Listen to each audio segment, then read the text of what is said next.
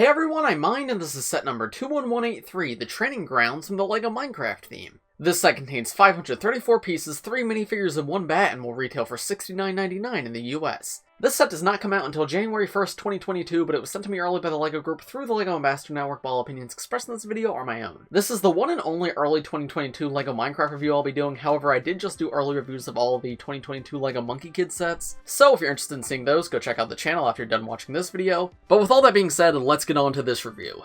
So here's the main build of the training grounds, and right off the bat I have to say, this is one of the prettiest looking LEGO Minecraft sets I've seen in a while. I'm a very big fan of LEGO Minecraft just in general. I think it's a fantastic theme, but this set genuinely just does look fantastic. It's above and beyond the other sets I've done recently. It's split into two main sections. We have the above ground area up here with obviously the grass and everything. There's a little cherry blossom tree as well as an azalea tree over there. And then there's this player-built temple built in the center with this magenta roof. And then below that we have a Lush Cave. It's cool to see that Caves and Cliffs stuff is finally making its way into LEGO sets. It's actually a lot sooner than I expected it to be, but I'm very, very happy about that. But down here we have a ton of Lush Caves elements. You have a little azalea bush down here, that's a spore blossom. Then we have some glowberry vines over here. But I think it's better if I show you all that stuff up a little bit closer, so now let me move the camera in. So we'll start at the very front of the cave where you can see there's a flowering azalea bush. This is a cute little build. You can see there's a stem at the bottom and then little flowers on each side. I think that's a pretty effective way to translate this block into LEGO form while still keeping like the overall blocky look of it. It looks pretty good. Moving back behind that, you can see there's multiple different shades of both gray and green. You have a light gray and a dark gray, and then a normal green and a dark green.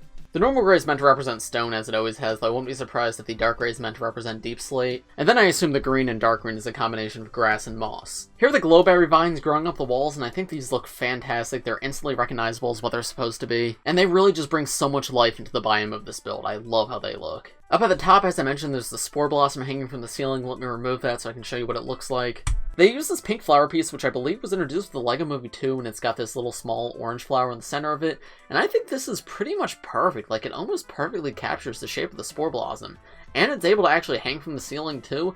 Yeah, I'm surprised, like, with existing parts, they were able to make something this good, but yeah, that's pretty much perfect in terms of representing the spore blossom. Super cool inclusion. Even though it's only 2 parts, it's a great design. Also down here, there's a little armor stand with diamond armor on it. This is a fine inclusion, though I definitely would have preferred any other armor except for diamond, because while diamond is the second rarest armor in actual Minecraft, it's actually the most common armor in LEGO Minecraft, so getting leather or iron or even netherite here would have been a lot cooler. I'm not going to complain about diamond, it's still always cool to get, but I have lots of this and not much of the other ones, so it would have been cool to get something different here. But it's not a huge show, I'm sure kids will still find it fun to play with it. Behind that, you have a much smaller glowberry vine, and then at the very back, you have 2 player-built blocks. You have a furnace and you have an anvil. The furnace actually has an all-new Minecraft candle piece on top of it. This build uses the same flame piece that was introduced with the Harry Potter line a few years ago, but the candle base is completely new for this set. And I think this is a really useful part. So it's the size of 2 studs stacked on top of each other, and it's just got a hole in the center. Now, I'm not much of a mock builder, but I could see this piece becoming really useful in mocks and even in sets and whatnot.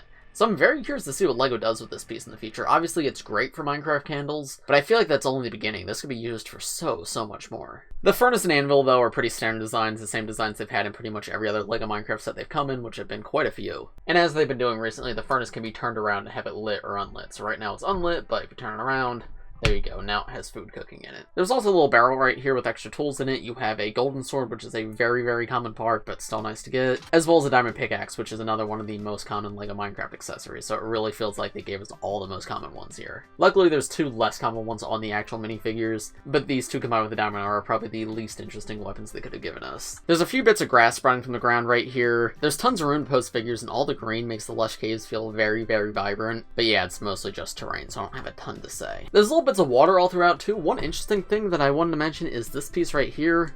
This is a 2x2 jumper plate in trans blue. I've never seen it in that color before, but it's an excellent part. You get a few of it in this set, and I've seen that it comes in some of the other sets this wave too, though I don't have those yet. But yeah, getting this I was very excited to see, and I feel like there's a lot of potential for this part as well. But yeah, this is what the left side of the set looks like, and it has this vine which can swing down to lead you up to the top. But we'll take a look at that when we head up to the top. On the right side, you pretty much just have generic cave. You have a coal ore right here, which is removable, as well as an iron ore, which is also removable. But not much else to say about it, just room to post figures, and you can see you can access the interior like that. You may also notice there's this block up here with a stud on the bottom instead of on the top. This is actually so you can attach the bat in the set to hang upside down. And that's really cute. They've done this in I think all the other sets that the bats come in the past, so it's not new, but it always makes me happy to see. It's really cute. Now, if you want to move up to the upper level, there's 2 ways to do it. On this side, there's a ladder right here that you can have your characters climb up, or as I mentioned previously, there's the vine on the other side, which can be hinged out or down. Moving up to the upper level, above the vine, there's a full azalea tree up here. I think this is to signify that, hey, there's a Lush Caves underneath that, which makes sense. On the other side, above the ladder, there's this orange flower as well as this cherry blossom tree. Obviously, cherry blossom trees are not a real thing in Minecraft, but you can very much imagine this as player built. This doesn't have to be actual leaves. These could be, like, wool blocks or something. Just because they don't exist in actual Minecraft doesn't mean players don't build them. I've definitely seen things like this in Minecraft multiple times before. So it's cool to see it translated here into a set. The temple is by far the best part of this set. It just looks absolutely beautiful. I love the magenta roof. I think that's my favorite part. I have been wondering, though, what block this is supposed to be, because it's clearly supposed to use slabs and stairs and whatnot, and I can't think of a magenta block that uses those pieces. Maybe crimson planks. They're not exactly this color, but I could see them being represented in this color in LEGO. But if you guys have any other idea of what block this roof is supposed to be made out of, let me know in the comments. Because things like magenta concrete or magenta wool don't have, like, stair and slab variants, so it wouldn't make sense for the roof. But regardless, that's just me overanalyzing. This thing is beautiful, and that's the most important thing. It looks like it could fit in the world of Minecraft, so even if it isn't 100% accurate to the game, that's really all that matters to me. As long as it looks like it fits, I am happy with it. You have dark oak fences being used as pillars out the front. You have these window frame pieces with white squares in the middle. I think these are probably supposed to be birch trapdoors flipped up. I think that's the block that would closest match this, and I think this is actually a pretty good translation of that. On the sides of the building, too, you have more of those dark oak pillars, as well as the birch fences in the middle. And you can see that's on both sides. Moving to the inside, there's even more cool stuff in here. You've got two soul lanterns, one on each side of the wall, and these are actually connected to an all-new piece. So if I remove this real quick, you can see that is a 2x2 with a one-stud hole facing out. I believe that's an all-new part for this set, and it's a really interesting one. This is another one where, yeah, this is great for LEGO Minecraft, but even outside of LEGO Minecraft, this is an excellent part, and I cannot wait to see what LEGO does with it. It just seems to me like this could be really useful to have just the one single stud in the center right here. And it's a hold too, so as you saw, you could put a bar in here to actually hold it up. And that's how the soul lanterns are actually suspended from the wall. You get two of that part in the set, but I'm very, very curious to see where else it's used in the future. Also in the house, you have a little table with a cookie as well as a crafting table. There's an orange bed for a character to sleep in, as well as this blue potion. Not sure exactly what potion this is supposed to be, but it's always cool to get potion bottles. And then in the floor, there's a trapdoor. You can trigger the trapdoor by pulling on this green piece to the left of it. But yeah, when you pull it, it opens the trapdoor into the underground. You can imagine this as a trap for mobs or an easy way for players to get into the underground. Regardless, it's a fun play feature. I always love removable trapdoors, and I think it's executed pretty well here. And then finally we get to the roof. Not much to show here that hasn't already been shown. There's lots of these dark oak fences used. The corners are supposed to be made out of stair blocks, and I really like how the very top of this is done. This entire thing's actually open from the very, very back, as you can see.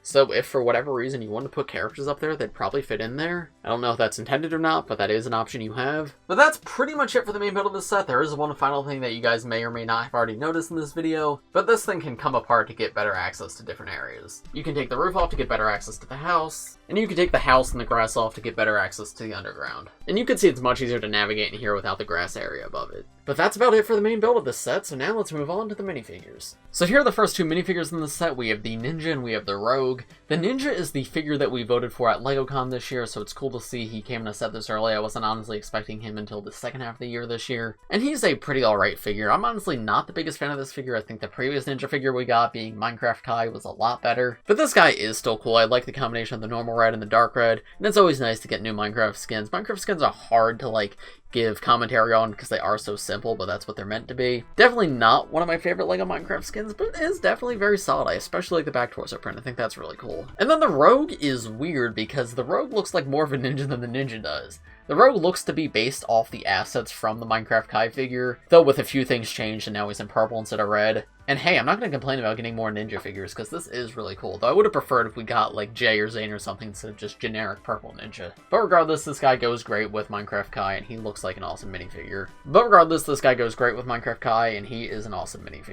love the little gold symbol on the top of his head like the original Ninja ZX robes had. And you can see he's got a little symbol right here, a little gold belt. And you can see that symbol's on the back as well, and that black line continues. In terms of accessories, the Rogue comes with a netherite sword, which is an awesome inclusion. That hasn't come in too many sets yet. It's come in a few, but it's definitely not as common as Diamond and whatnot, because obviously it's very new. So it's cool to see this including in sets, and I'm happy to get it here. And then the Ninja comes with an enchanted bow. I feel like this is a lot more common than it used to be, but it's still always cool to get, a lot cooler to get than just a normal bow. And it's appreciated here. I do like that. Not much else to say on these two though, both pretty good figures. I definitely prefer the Rogue to the Ninja, but both are fairly solid, and I'm always happy to get more Minecraft skins, so I'm very happy to add these two to my collection. And then here are the other two figures in the set. We have a Minecraft skeleton and a Minecraft bat.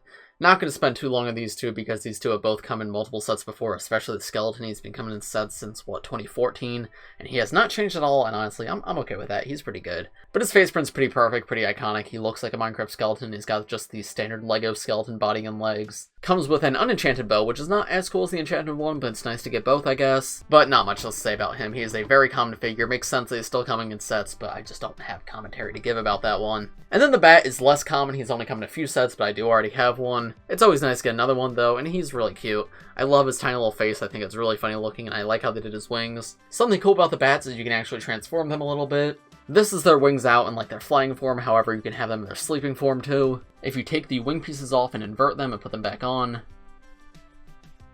now he's wrapped up in his own wings, so you can put him upside down and have him go to sleep. Yeah, I think he's really cute. As I said, he's come in sets before, but he's not super common, so it's nice to get another one. So, what are my overall thoughts on this set? When I built this set, I could not wait to recommend it to you guys. I'm like, wow, it's got it all. It's got a fun cave, a beautiful build, and while like the generic mob minifigures could be better, the two player characters are pretty good. And I was planning to say all that until this set was officially revealed and I saw the price. The price of the set kinda shocked me. It's $70 in the US. When I got this out of the box and I built it, I thought it was going to be $50, maybe $60. But I'm sorry, this is not a $70 set. And it's a shame too, because I really love the build, but I cannot recommend it for that price. If you live in a country where it's cheaper or this goes on sale eventually, then yeah, for sure pick it up. But for $70, it's just not worth it. And that's really disappointing to say because LEGO Minecraft is usually really good in terms of value, and most of the other sets from the same wave are really good in terms of value. But this one, arguably the best build of the wave, is the most expensive of the wave, and that's just really disappointing to see. The build here is pretty much perfect though. There's a few minor things like I would have preferred some rarer accessories instead of the diamond armor and the diamond pickaxe and the golden sword, but that's not a huge deal. The build itself is beautiful. The cave aspect and the player-built house aspect are fantastic. I love getting both in one set. I feel like that could be very fun for kids to play with.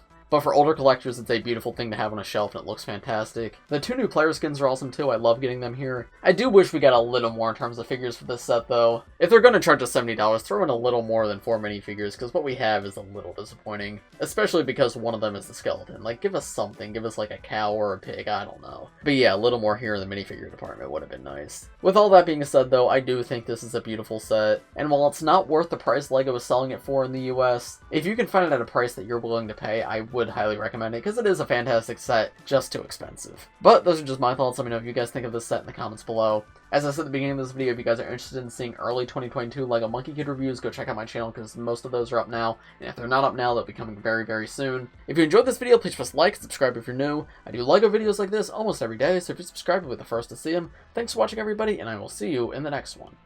Bye!